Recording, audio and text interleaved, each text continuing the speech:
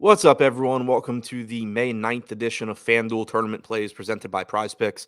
I'm your host, Adam Scherer. You can follow me on Twitter at ShipMyMoneyDFS. And as a reminder, you get one free month of Awesemo Plus Platinum when you sign up and make a deposit at PrizePicks. Be sure to use the code Awesemo to receive a 100% first deposit bonus up to $100.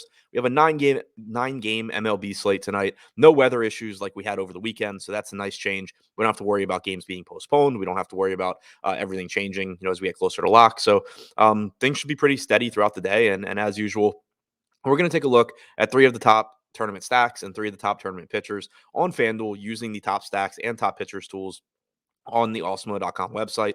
Starting with the top three stacks. Number three, the Philadelphia Phillies are taking on Chris Flexen tonight in Seattle. The Phillies only have a 3.7 implied run total, but they're projected for 6% ownership with a 7% chance of being the top stack on tonight's slate. Flexen hasn't been particularly good this year. 4.55 xFIP, only a 14.8% strikeout percentage. He has limited opponents to 0.93 home runs per nine, but Philadelphia just has plenty of power in their lineup. They have a 107 WRC plus this year, a 158 ISO, and even though the implied run total is relatively low, in the games where Philadelphia does do damage, it's likely to be in the form of extra base hits and home runs, given the amount of power they have throughout their lineup.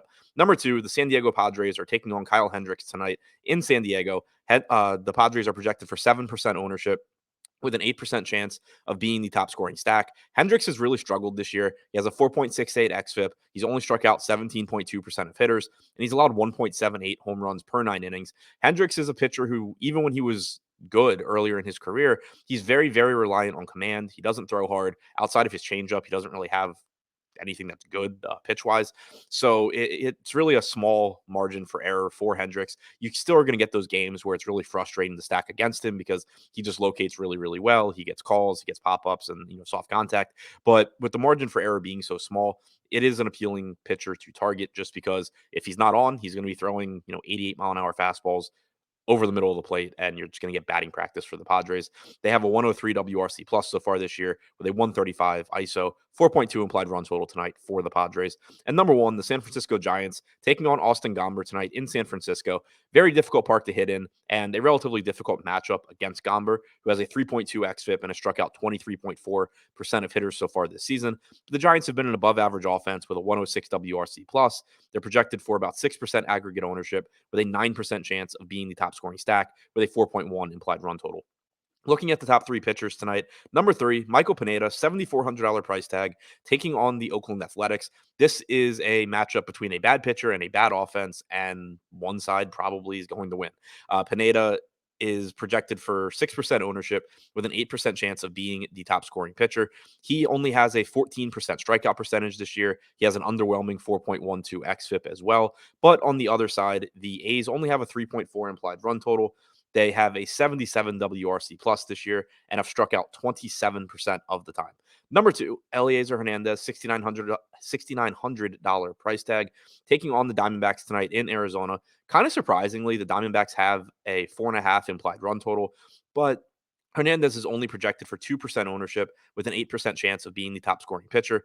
Hernandez has struggled a bit this year with a 4.52 xFIP and a 2.59 home runs allowed per nine innings, but he has a 21.1% strikeout percentage, and Arizona as a whole only has an 83 WRC plus with a 25.1% strikeout percentage, similar to the Pineda versus Oakland spot. This is a weak offense versus a pitcher who has struggled a bit. Hernandez does have better stuff than Pineda and the higher strikeout percentage, however, so I do like him a little bit more. And number one, Michael Kopech, $9,200 price tag tonight, taking on the Cleveland Guardians. The Guardians have a 3.2 implied run total. Kopech has struggled with walks this year, walking 12.1% of hitters. He also has an inflated 4.3 xFIP, but the strikeout stuff has been good at 25.3%. He has very good stuff. He's been one of the top pitching prospects in baseball for a while now. He's dealt with some injuries, but so far so good this year in that regard. Cleveland has been very good offensively. They have a 116 WRC plus, that's top five in baseball, and they've only struck out 19.7% of the time. But looking at the names in this lineup, I expect them to regress pretty drastically going forward.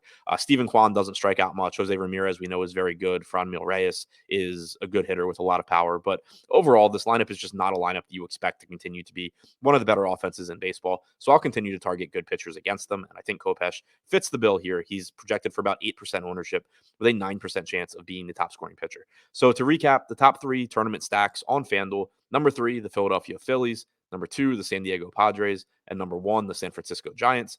And the top 3 tournament pitchers, number 3, Michael Pineda, number 2, Eliezer Hernandez, and number 1, Michael Kopech.